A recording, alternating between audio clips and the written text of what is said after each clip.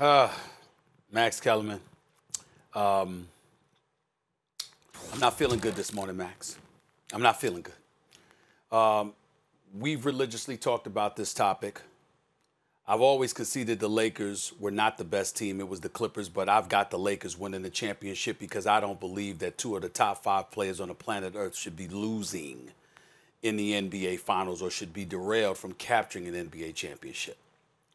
Last night, even though it's been a hiatus, even though it's been a break, Max, even though we get to look at the fact that, you know what, they've been gone, everybody rusty and all of this other stuff, does not matter to me. Last night was the first time I looked at the Lakers and I said, I don't like this. I don't like their chances right now. Because I think about Montrezl Harrell and Lou Williams being gone and the fact that it took LeBron and AD playing 34, 35 minutes respectively in this contest to come down to the nail-biter that it was. I watched the Lakers shoot worse from three-point range. I watched the Lakers shoot worse from the field. I watched LeBron James, even though, again, he's rusty and all of this other stuff, he'll be significantly better. But I'm just thinking about the offense that Lou Williams brings to the table, even though he's compromised defensively. I'm thinking about the physicality Montrezl Harrell brings to the table where Anthony Davis may not look the way that he looked last night. And for the first time, Max Kellerman, for the first time, I find myself very, very concerned. Even though, again, I always felt that the Clippers were the deeper and the more talented team, my attitude is they don't have LeBron and AD. That can overcome everything. Last night, Max, was the first time I found myself significantly nervous about those prospects. I'm not comfortable with what I saw, Max. I'm not comfortable. Well, as usual, we're on the opposite ends of things because before yesterday's show, or during yesterday's show, before this game, you were talking about the Lakers, and I was pro-Clippers in terms of what we thought about their chances. Who was big on, in crunch time, right? I'll take Kawhi over LeBron. You take LeBron over Kawhi. Stephen A., you're right about everything you said. I think the Clippers are the better team, and they showed that they weren't nearly at full strength. When they've been at full strength this year, what are they, 10-1? They said the stat during the game. They almost never lose. One loss on the season when at full strength. And by the way, Shamet is not going to make the negative contributions he made. You just take him out of the game, the Clippers probably still win. Rushing shots, missing shots, turning the ball over. He was terrible. Yeah. And he's a nice little player normally, nice little contributor. So I get everything you're saying, but the takeaway from last night, Stephen A., has to be, if we're just being honest emotionally about what that game was about, was LeBron James in crunch time. I'm here to say it. I'm man enough to admit it. I'll still take Kawhi in crunch time, most often.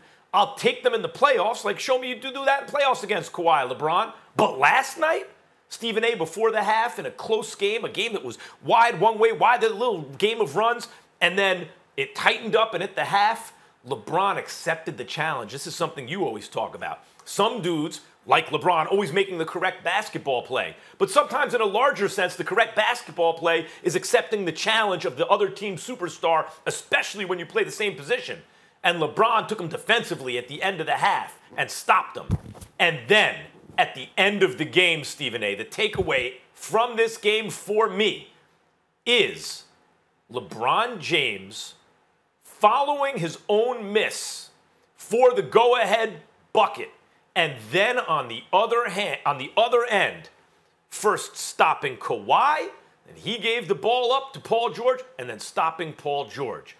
That was championship stuff by LeBron. Unfortunately for him, it happens in the restart of the regular season in a game that, other than psychologically, the psychological impact is largely meaningless for the Lakers. But Stephen A., at the end of that game, LeBron did not have a great game by his standards. AD was the best player on the floor for them. And Kawhi had a better game than LeBron overall. But when it mattered most, that man took the shot, followed the miss, showing more will in the moment of truth. And then on the other end, stopped their two best stars from scoring. I mean, like, Kawhi had to give the ball up. That was great stuff from LeBron. That was my takeaway. He was the king last night.